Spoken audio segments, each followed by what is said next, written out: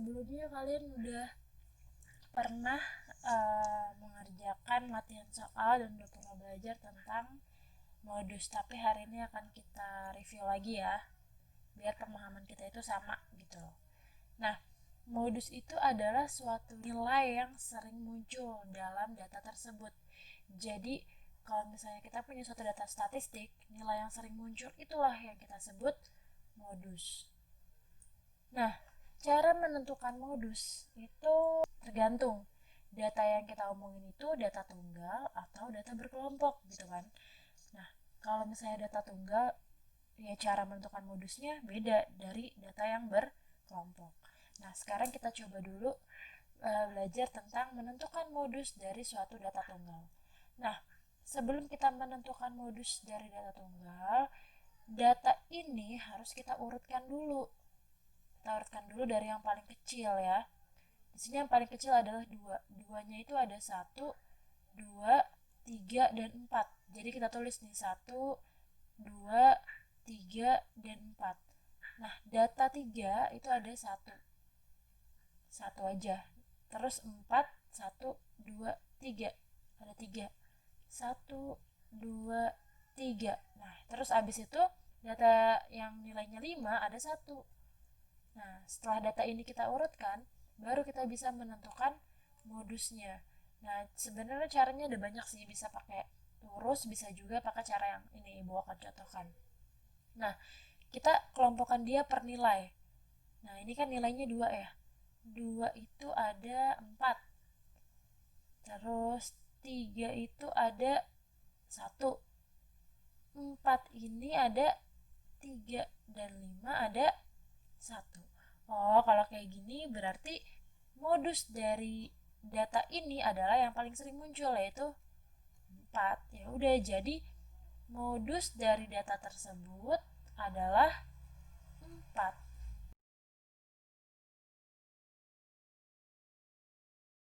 Nah, gitu cara menentukan modusnya gitu ya. Nah, sekarang contoh yang kedua. Seperti biasa, kita urutkan dulu. Nah, dari yang paling kecil ya. Kalau udah kayak gini, tinggal kita lihat aja. Ya kan? Ini satunya ada berapa nih? Ada 6.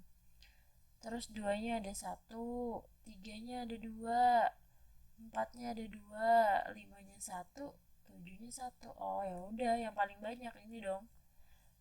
Jadi modus dari data tersebut adalah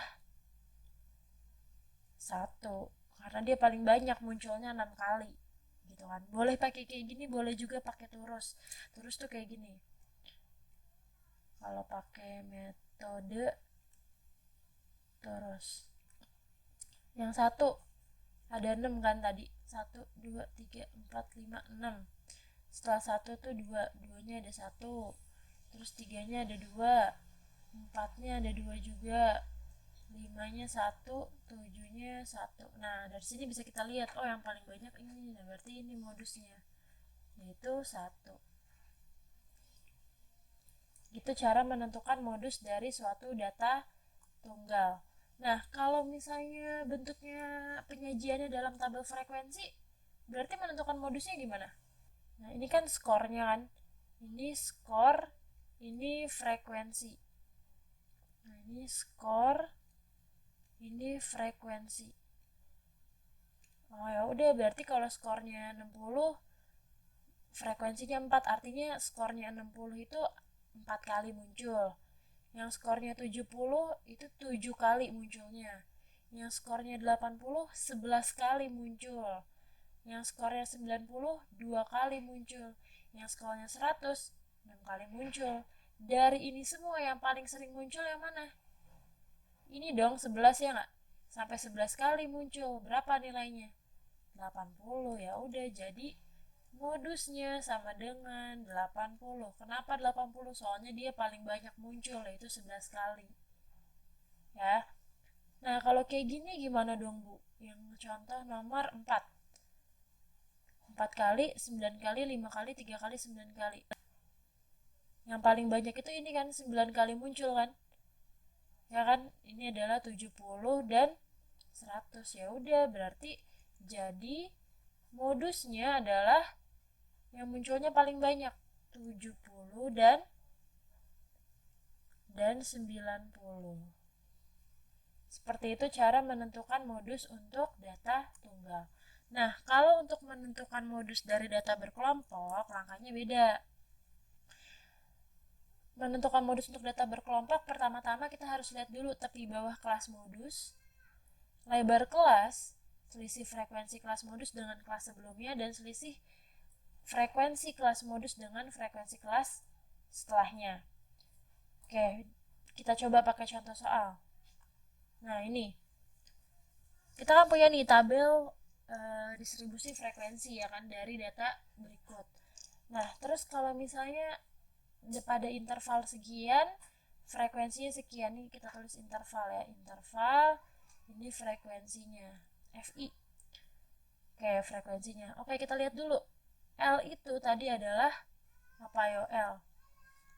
Nih, L itu adalah tepi bawah kelas modus, tepi bawah. Oke, berarti kalau misalnya di sini kelas modusnya yang mana? Ada yang tahu nggak kelas modusnya yang mana? Nah, yang paling banyak muncul yang ini kan. Berarti inilah kelas modus nih. Kelas ketiga. Kelas modus itu adalah kelas yang ketiga. Karena dia paling banyak muncul, yaitu muncul sebanyak 9 kali, ya kan? Ya udah, berarti sekarang tinggal kita lanjutin aja.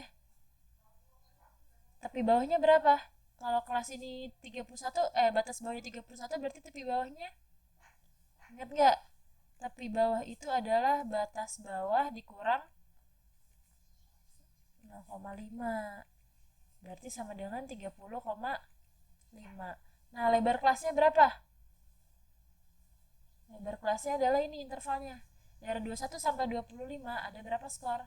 5. Ya udah, berarti lebar kelasnya 5.